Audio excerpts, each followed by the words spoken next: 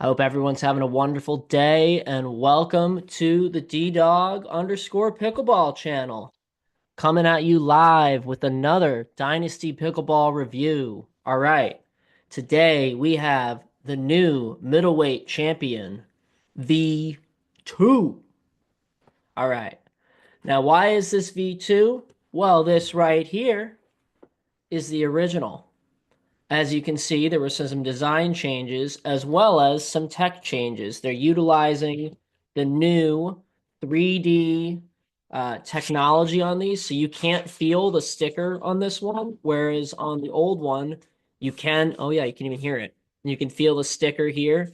Kind of similar to the now banned Black Ace with the old one, with being able to feel kind of the logo a little.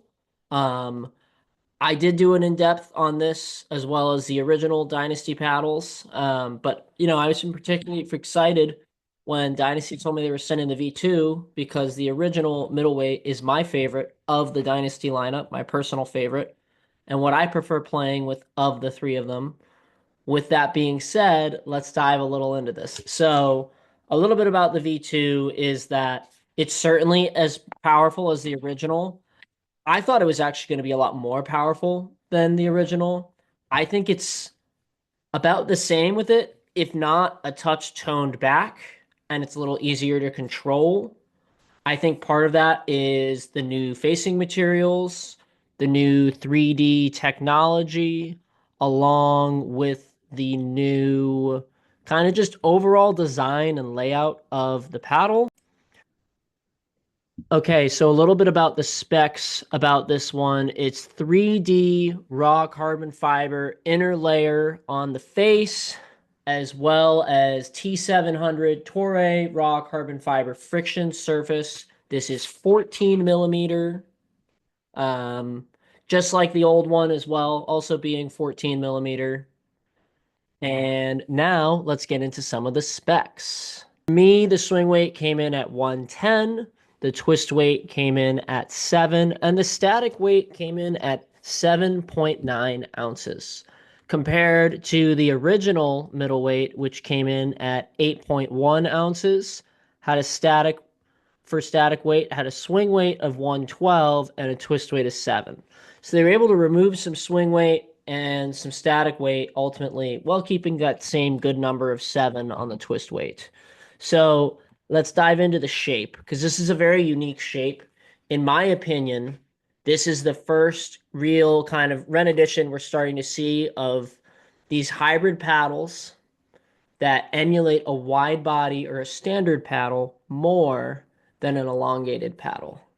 I've measured it. It is 7.6 inches across.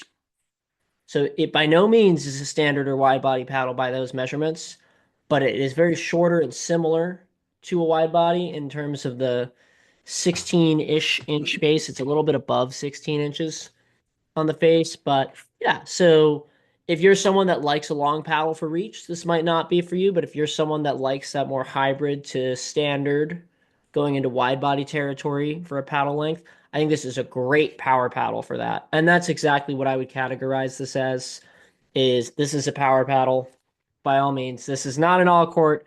It's not a control. If you want to bang, if you want to rip balls, that's what this puppy's meant to do. If you want to sit there and dink all day, it can do it, but it's not the paddle strength.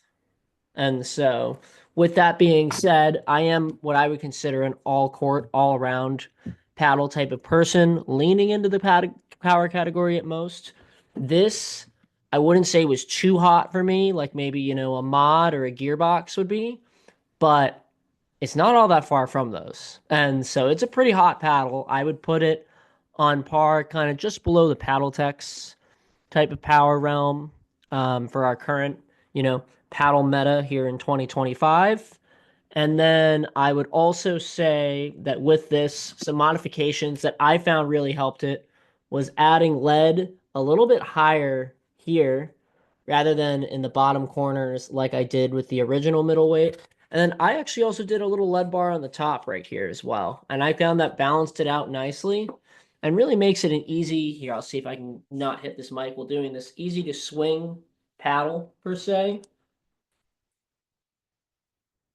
There you go. Sorry if the camera went out of focus there for a moment. But yeah, so it makes it a very enjoyable paddle.